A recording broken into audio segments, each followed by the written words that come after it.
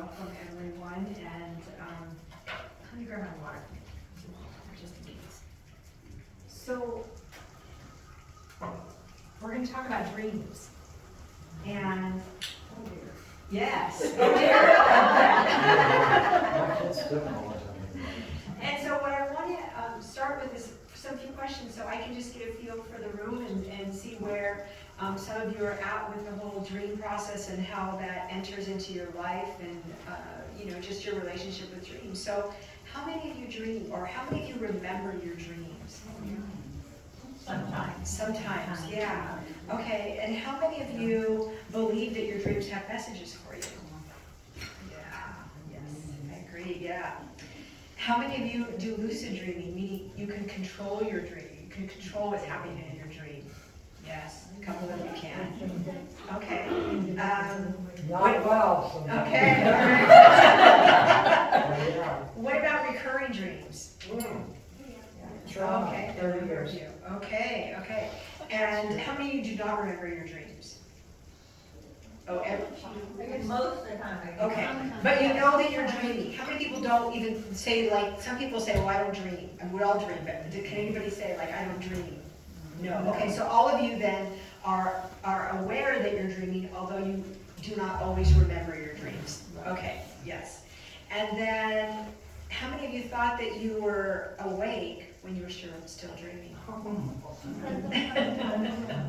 A little frustrating, a little disorienting, having something like that happen. Yeah. So, dreaming. Dreaming is a powerful tool. It's a powerful tool that really helps us to gain access to our creativity, to unresolved trauma, through problem solving that maybe we need to work out in the waking life. And more than anything, it is our unconscious and subconscious speaking to us. So it's a way to get messages into our system, into our consciousness through the unconsciousness of the self. Now, how many of you can struggle with getting to sleep at night? Yeah, I think that could go, okay. And just so that you know that an inability to get ourselves to sleep can sometimes relate to our inability to wanting to go into the unconscious, right? You know, I had in my former life, my former career, what I do now, I'll explain about my bio in a few moments, but in my former career, I was a cosmetologist. And so I got to speak to a lot of different people. I think that's part of how this path all emerged for myself that I do now today. But I remember one of my clients saying to me, she was sharing with me that her husband was giving this speech, he was a physician, and that one of their friends in the audience, she says, Teresa, like he couldn't keep himself awake and he kept falling asleep. And the information that this physician was speaking about was something that was very revolutionary. And one of the things I shared with her is that sometimes when some information is too much for our conscious mind, it wants to put us to sleep. And we'll have a hard time focusing on things because it's like our body wants to shut down. And so then the opposite is true when we're also trying to avoid going into some of our stuff. Like we don't want to go to sleep and we can have a problem sleeping. And I get it, like it can also be the more years that we're on this planet, like our body changes, our hormones change and all of that sort of thing. And so that can contribute to not being able to sleep well or get ourselves to sleep.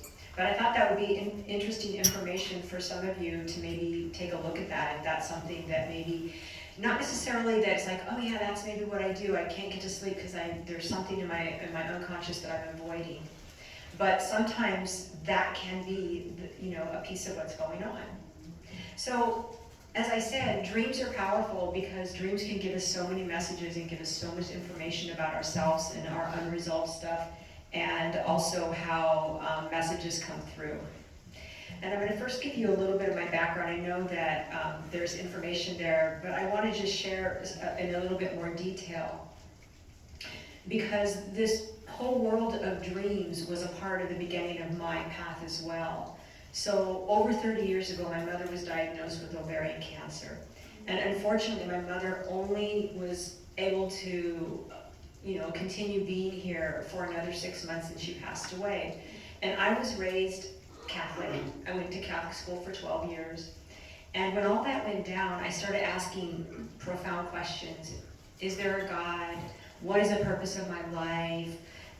Why did this happen to my mother and not one of her siblings? My mother took care of herself, all those kinds of questions. And then I thought, wow, is that going to be my fate?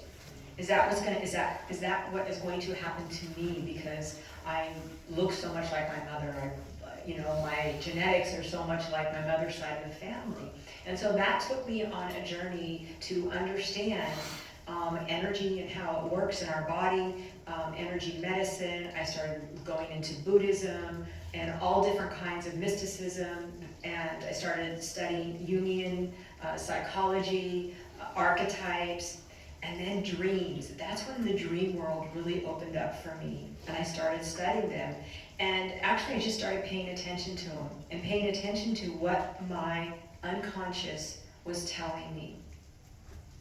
And so it was through that course of time that things started to make sense to me, and I started to understand that it's not just what we see in the waking world with our literal eye, but it's also what we see behind the mind's eye. And that those worlds, that the veil between the dreaming world and the waking world, there isn't really much of a veil there. It's very thin. And so that is why dreams can be so powerful, because it is spirit. Whatever word you want to put in there, it's spirit, it's God, it's the divine, it's the creator, it's Mother Earth, Father Sky, speaking to us and giving us a message, not only while we're awake through the signs and the symbols and the metaphors that we're experiencing, but also in our sleep time. Okay?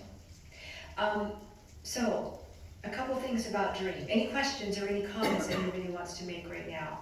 And I'm always going to pause for that because I just like to check in and see how you guys are doing. Okay, so let me go ahead and continue on.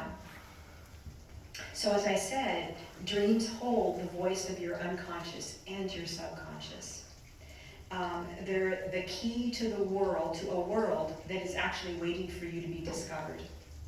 And that never stops for us, no matter how, again, how old we are and where we're at in our lives. We're constantly being prompted to grow and to expand and to connect more deeply, not only just with ourselves, of course, but also, with divinity and with each other.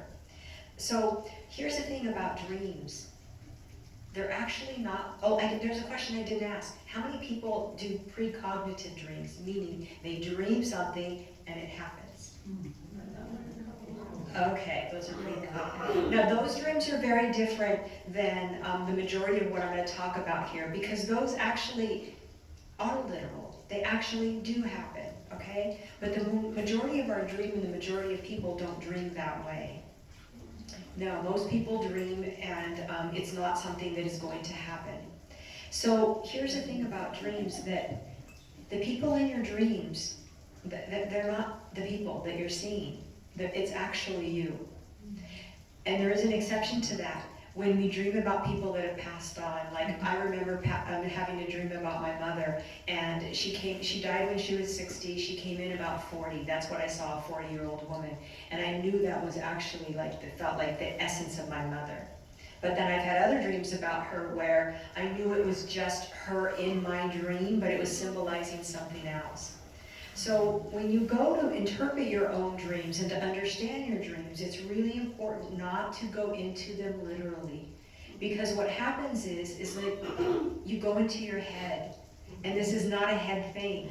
This is a body thing. It's an energy thing.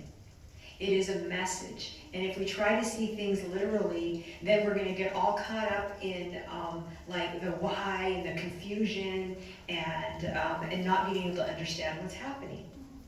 So how many of you have practiced the dreaming of, when you dream, to write it down? A couple of you? Yeah.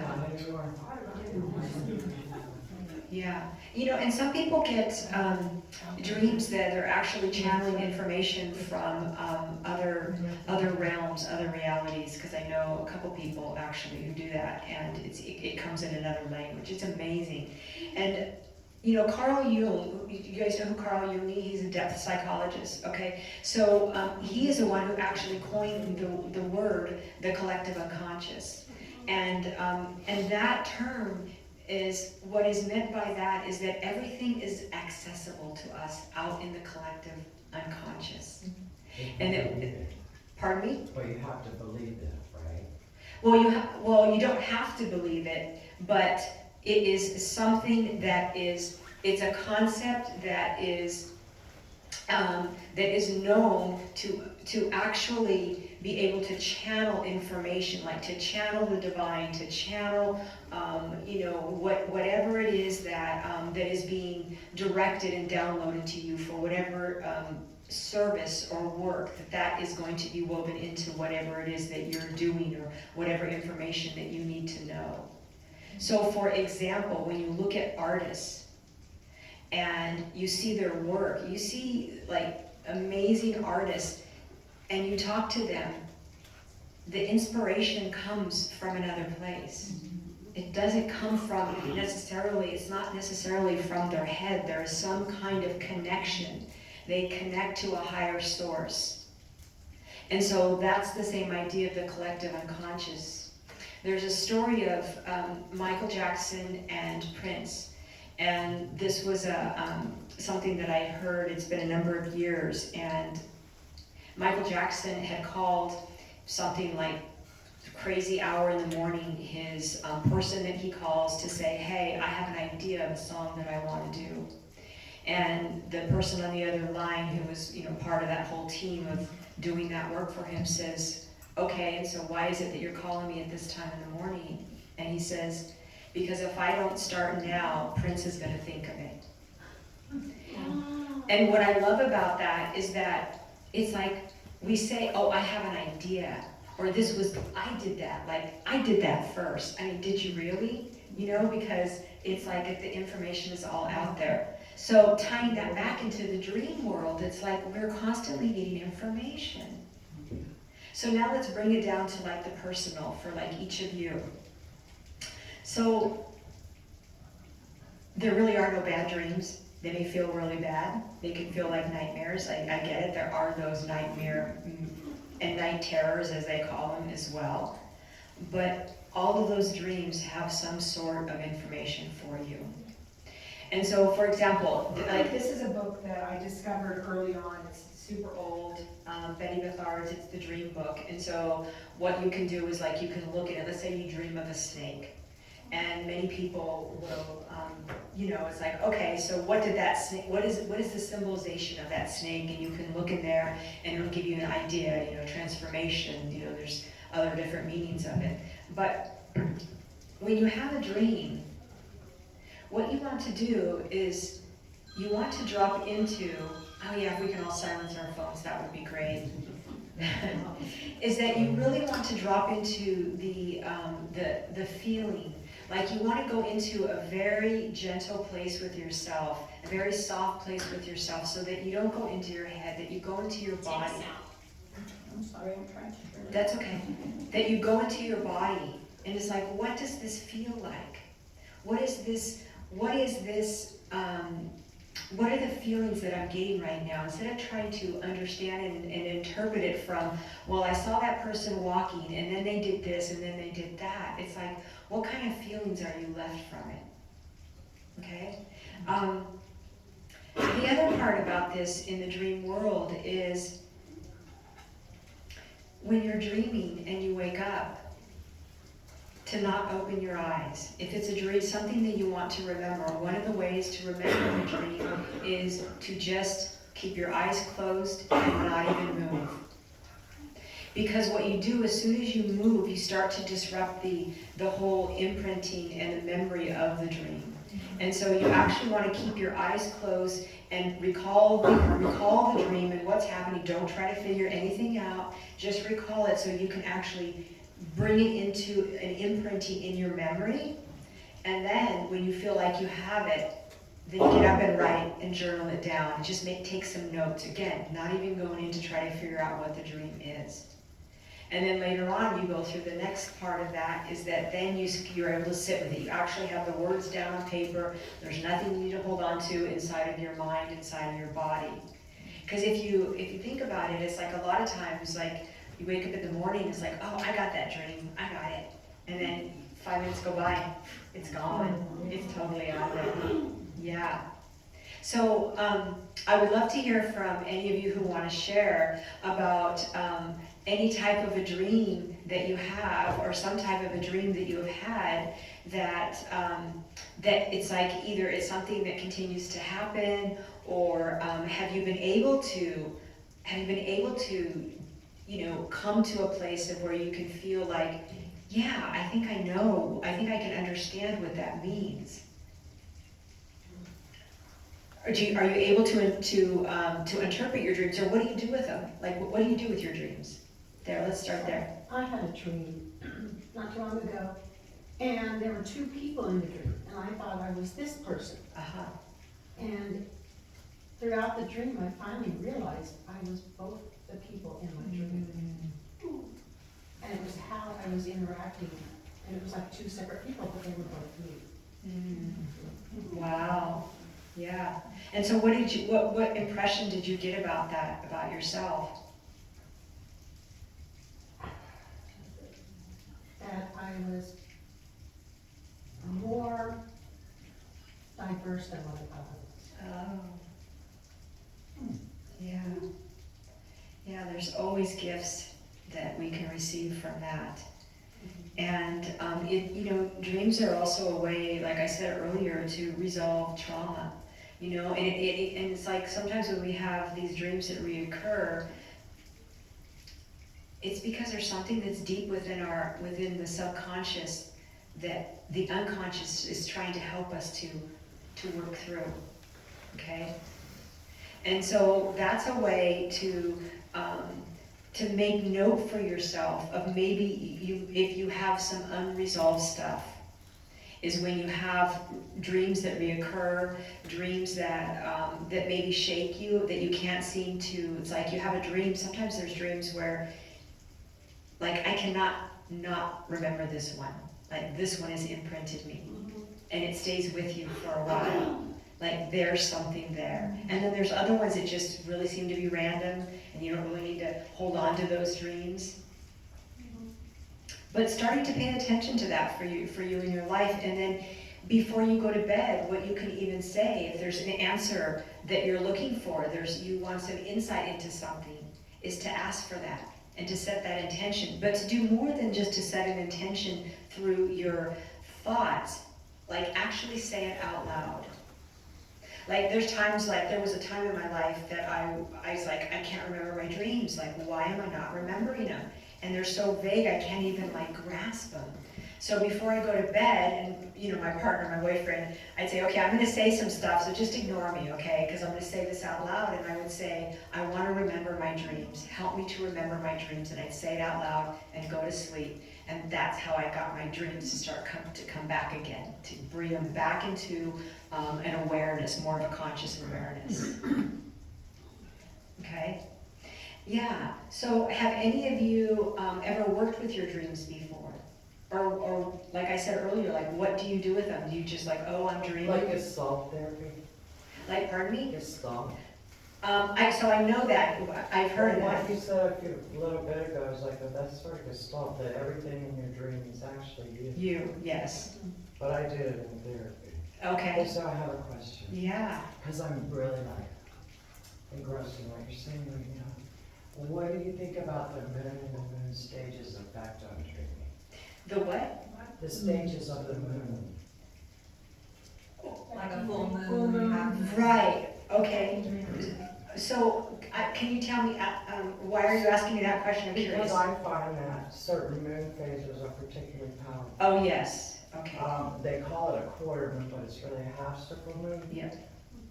Waxing is a time where, but then there's other times where, when we're approaching, especially equinox and I can't sleep, and I really Eclipse.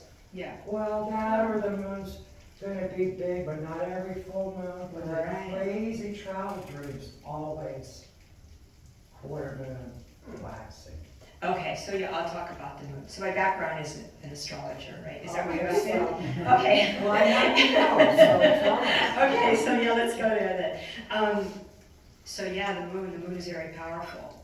And so why is the moon so powerful? So many reasons. So the moon is yin energy, it's feminine energy. The sun is masculine, it's the yang energy, okay? So the moon symbolizes, for example, in astrology, the symbology of the moon has to do with our emotional world. It has to do with our thoughts, our feelings, our emotions. It has to do with our connection to our internal feminine, whether we're male or female, doesn't matter. And it has to do with that connection. It has to do with our connection to our mother, okay? Because mother was our first emotional food, right? We were born of mother. That's the whole emotional part of ourself. That's why when people say, oh, I'm an emotional eater. We all are. Some of us eat, some of us don't, but we're all emotional eaters. So the moon, because of its gravitational pull, and I hear many different percentages, but this is the one I'm going to throw out. 70% of our body is water, and therefore the gravitational pull of the moon and the waning and the waxing and all of what you're talking about has an effect on us, okay? And for the record, some people are not into astrology, and it's all good, but what I want to say about astrology is that it's like on the day you were born, if we are 70% water, which is contained within each of our cells, the water of our body is contained in our cells, it's not in our body, right? Because if we cut ourselves, water doesn't come out, blood comes out. It's in our cells. That on the day that we're born, we are actually imprinted with these personality and characteristics. Now, are we held to that? No. We have free will, we have free choice. But this becomes part of our imprinting. And so, to your question, when the moon is full and it is in a position in the sky, in the moon, in degrees, that is close to the time when you were born, then you're going to feel it more. When it's closer to your imprinting, your blueprint, which is personal to each of us, you will feel the moon in different ways. I know when we're having a full moon and it's in Scorpio, I'm on deck for certain things, okay? And so the full moon is very different than the new moon. So the full moon is going to, because of its fullness, it's going to have a different gravitational pull, and it is a more emotional time. And that's why they say, oh, watch out on the full moon, okay? But if we are feeling emotionally imbalanced in our lives at that time, that is going to take us out of our center more, okay? And if we're not, then we're not going to feel so much of that disturbance, that water disturbance. It really is an emotional disturbance. Now, for example, during the new moon, it's a very different time. It's a new beginning. The moon is coming up again. So that brings in a time a time for new ideas, new inspiration, planting new seeds. We have the equinox. We have a major eclipse that just happened, right? And what is an eclipse? It was a total eclipse this time. So what is that eclipse? The moon actually eclipses the sun. And so what that does, the sun is the light of the world, right? In terms of the literal light of the world. And if we don't have the sun, then we would perish, basically.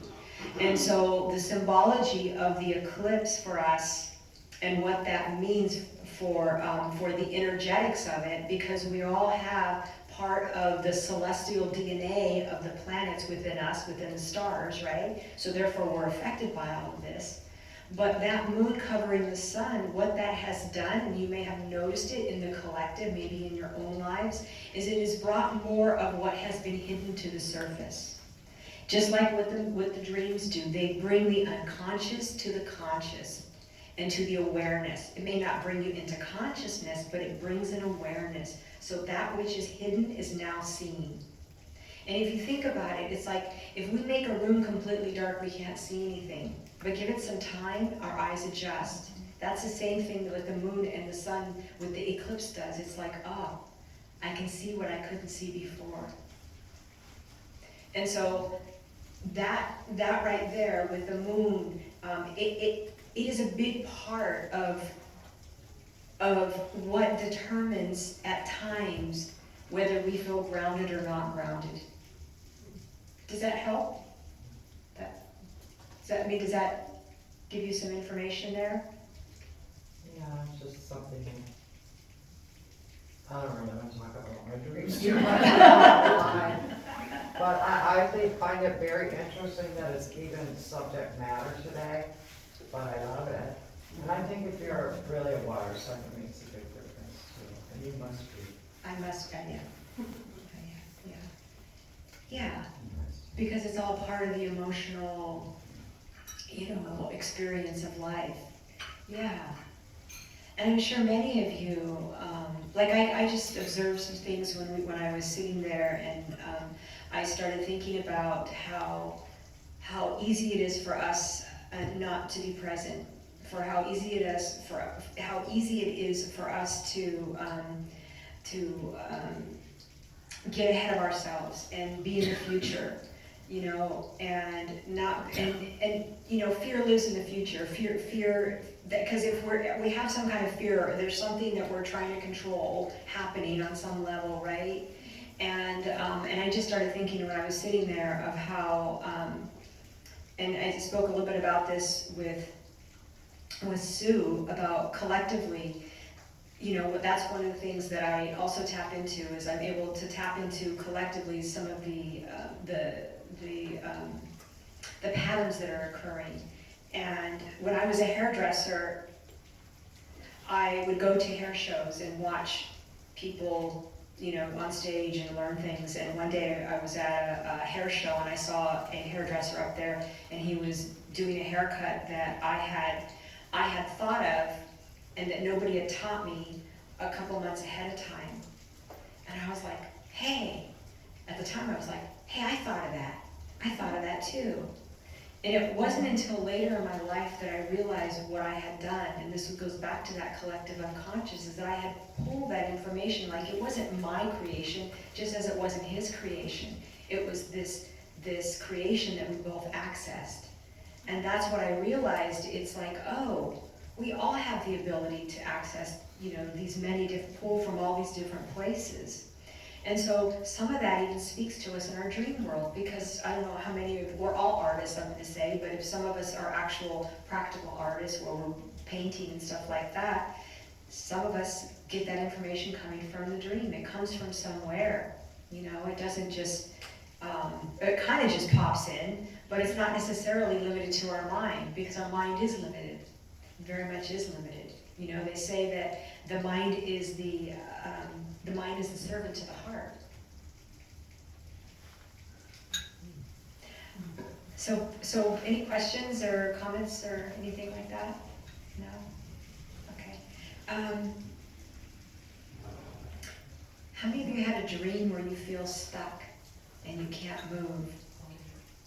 Yeah. And so we have a dream like that, and so I just want to invite you to go a little bit deeper underneath that. If you do have another one, or if anybody else has one, and to look at, like, okay, so what am I not able to see? People will come to me and they're like wanting to discover, like, what's my purpose? Where do I need to go? I feel stuck, and I always say, okay, if you feel stuck, it's because you're at a precipice of something changing in your life, right? And sometimes it's like we keep ourselves stuck, we keep ourselves in resistance, because it's more natural to resist than it is to not resist. Like, that's part of the human experience. And so in looking at that relationship to, where do I feel that that I need to open up another channel in my life? How can I attempt something different or try something different that I haven't done, even if it's not the answer to where it is or why it is that I feel stuck in my life. So, and again, in our dreams, like, that can speak to that in the information that's coming through. Let's see, so, dreams also help us remind us that that we do have a larger purpose. That's how information can come, that we are here to not just experience our own, our own reality, that we all come here for a greater service, come here to able to be compassionate, able to understand and help the collective to emerge into a society to where we can bring in love and the unconditional aspect of love itself. And I really feel that, in the dream state, that sometimes like we can play some of that out. We can, those of us who are able to access lucid dreaming, which we all are able to do, but that's where we can, like, I love lucid, the ability to tap into lucid dreaming, because we can actually make things change in our life, right? Like, if something is coming at you in a dream, if let's say something's gonna attack you, and the natural thing in the dream sometimes is to run from the fear, but be able to like wake ourselves up enough in that dream to turn and face it, like what usually happens? Exactly. And that has just always fascinated me, that it just totally can just disintegrate. And so, yeah. Why do we have such a hard time? I have such a hard time running in the dream. Yeah. I feel my legs are just not working. I mean, but I've had that almost all my life. You try to run away or you try to hurry. Just run, yeah. Mm-hmm. And I know probably I'm not being able to run too much now, but always have that. Yeah. So again, like that's something, Sue, that can be looked at from your own personal story of like going deeper with that, right? Because it's not like, oh, I can't run in my dream. It's not the dream that's doing it. It's our unconscious that's doing it. It's the unconscious that's not wanting to run. And it's again, it's not literal. Mhm. Does that make sense? Yeah. Yeah, so looking at that, it's like, and I've had those dreams where I'm trying to call on the phone and the number's not right. I don't know the number. I cannot call somebody to come pick me up, and I panicked. Yeah. So what if in that dream you are able to access that little bit of that waking, that lucid dreaming, so that you can then take charge of what's happening in that dream. It's not about control in a negative way, but even to say, it's okay. I don't need to dial this number. This person does not need to pick me up. I'm safe. Yeah. I don't need to run faster to find somebody. No. I don't need to find that. No, I'm safe. Yeah. And at the core of it, and the work that I do, so the work that I do is you guys read my thing, I'm a spiritual teacher. It's curandera as a medicine woman, as an intuitive astrologer. So I work with people one-on-one and in groups in Shasta, and helping them to become more self-aware, more conscious, more awake, just understanding life more and how life operates. And not that I have all the answers, but I have some information, I have some wisdom. So I don't have all the answers by no means. But that's the thing, is that to begin to try to understand how something like that works for us. It's like, yeah, what is it that I'm feeling that I actually need to run away from? Or what is it that I don't feel I have control of? Because typically that's what it is. We don't have control. And what is the truth? We don't have control. I mean, that's the truth of it, right?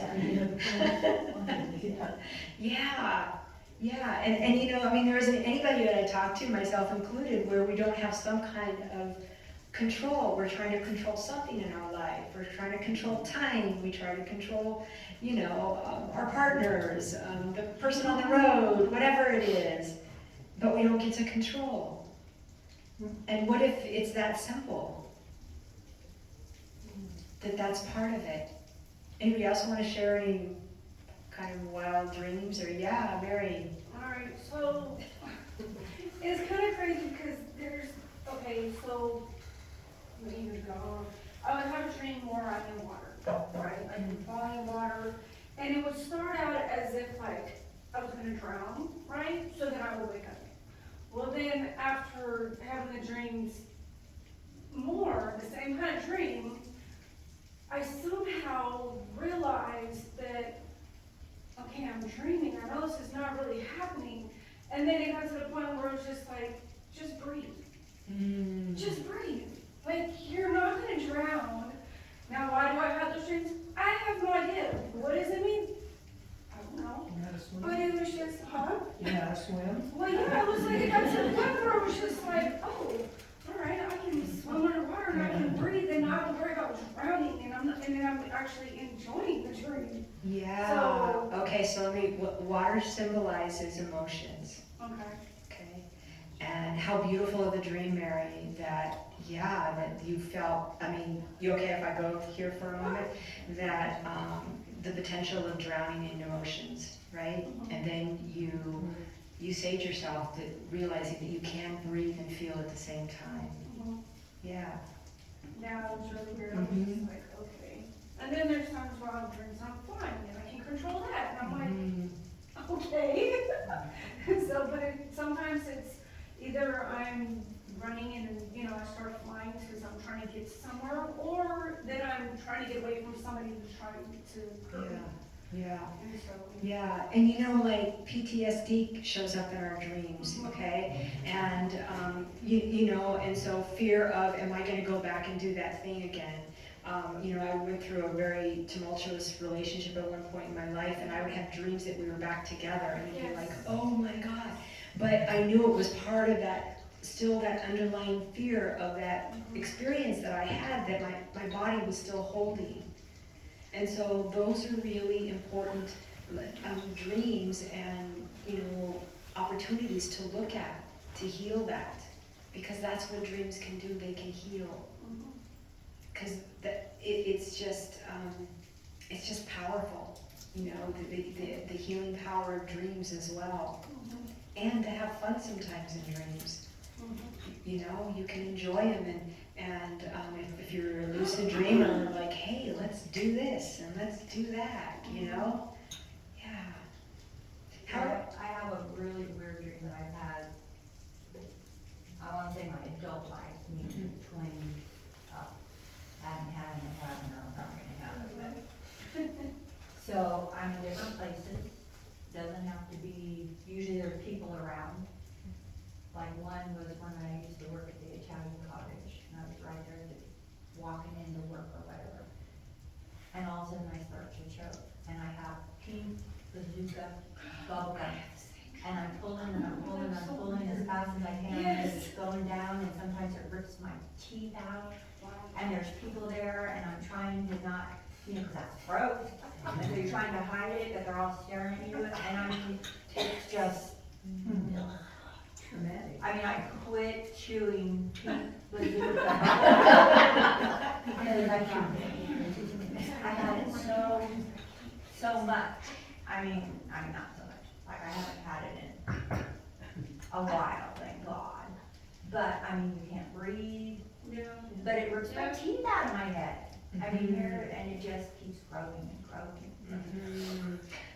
Okay, so this is what comes to mind. How many of you are familiar with the chakra system, the energy systems of the body? Yeah. Okay, so what came to my mind was the fifth chakra.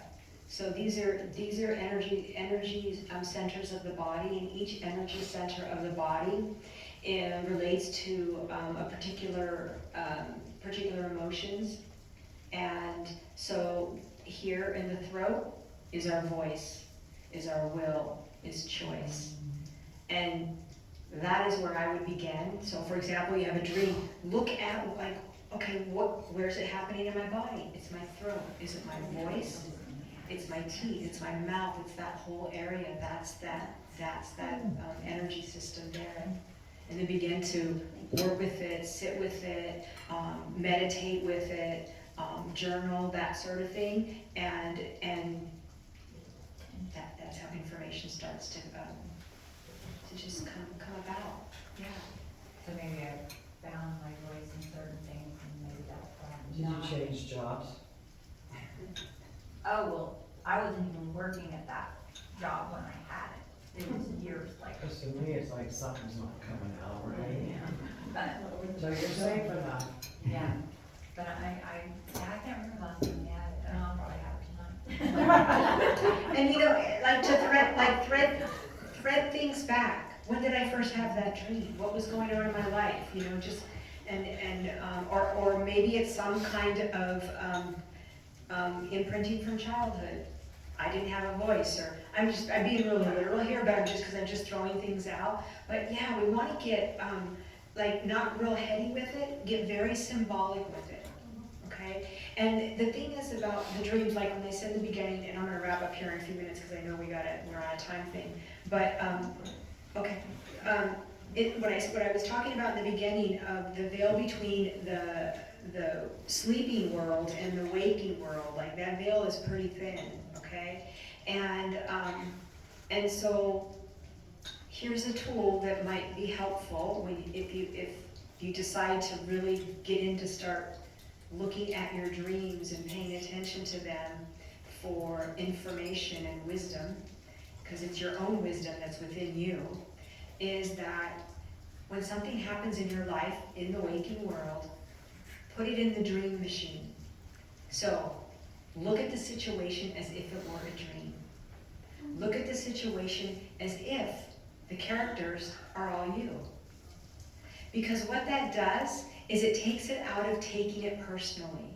It takes it out of us being the victim, of making it about us. And it can help you to see things more symbolically and not see from the micro view, but to see from the meta view. Because when you look at a dream, you're kind of looking at it like it's happening, because you're dreaming it, and many times it could be happening to you, but it's also like, it's over there, it's not here. And so when things happen to us, it's all right here, and we go into victim, or we go into whatever it is, taking it personally, that sort of thing. And sure, some things they feel personal, but are we going to personalize it in a way where we go down some rabbit hole with it? But if we put it into a dream, analogy, then we can get some perspective and look at it. So that would be like putting it inside the dream machine. If I were to do that, then okay, I can begin to take some responsibility, whereas I couldn't before, because one of the things that Buddhism teaches us is that we're all reflections of each other. We're all mirrors of each other. So if I'm having a problem with so-and-so, well then I get to look at my own self in that interaction. So things don't feel like... Exactly. So we're not living at the effect of life, because that's part of our collective wound right now, is we are all living at a very much of the effect of life. It's hard not to, I get it. So that's a little tip right there. Anybody else want to share something? Any questions or comments? No, we good? Yeah. Okay, so what I do have, I do want to give, I wrote down some tips for remembering dreams, and I put them on a sheet, and if anybody wants a copy of it, I can give it to Sue, but I did want to do that. And so I'm just going to go through a couple of the tips as closing, is that to have a journal and a pen by your bed. So when you first wake up, and like I said, you're awake. If you happen to open your eyes, close them back up again. If you're wanting to recall some dreams, and just sit there for a moment, don't move. Get them recalled enough to write them down, okay? Drink a glass of water. Drink a glass of water before retiring so you don't wake up. I don't know, this is one of the tips I got from something else, but I don't think that's gonna work, because if anything, it's gonna wake me up. Drinking a glass of water. I'll go to the bathroom, okay. But set your intention in the dream. Say you want a dream. If you have a question, ask the question about the dream, okay? Ask a specific question, problem, whatever it is. If you wake up in the middle of the night, I personally can't do this because it'll keep me awake and not be able to go back, but you can write it down. For those of you who can go right back to sleep, just jot down a word or something that helps you remember that. Let's see what else. If you don't remember that you dreamed when you wake up, and you want to, you're curious, ask yourself if you did, okay? Just ask yourself, and just let that emerge over the course of the day. Yeah, and then the other thing would be just to, like I said earlier, like just jot it in your journal what you did and then fill out the rest of it later that you remember, so if you want to learn more about them. So a question, how many of you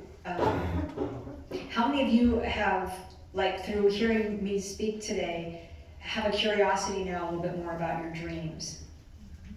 Okay, good. Yeah, because it's another source of information, as I've been saying, and you know, to understand ourselves more and to just bring whatever healing or wisdom, insights need to come. Okay. Okay, before I close, let's see if there's anything else. I have a clipboard over here that has where if you'd like to put your name and your email address for my newsletter. As I said, I work one-on-one with people. I also do trips to Shasta. This year I'm doing 2 trips to Shasta. I call them Shasta Sacred Retreats. And I typically take all women. Men are welcome to come, but typically all women are the ones that end up doing something like this. And we go up there for 5 days and connect with the beauty of the mountain and especially with nature. My background, my native background, I have ceremonial stuff and medicine, that sort of thing. And the other thing is that in the newsletter, you know, I write certain things that also speak to part of the collective, what's going on from an astrological perspective to help understand and help us bring into a more, feeling more calm about just the changes that are happening right now that we're all living through, because it is my belief we've all been chosen for this time to come here and usher in this new humanity way of being, and you know, the struggles that we're seeing is all part of the, you know, this emergence. So yeah, if you're interested, I'd love to have you join my newsletter, my community. And I think that would be it then. Yeah, thank you very much, all of you, for this time. And yeah, you're welcome.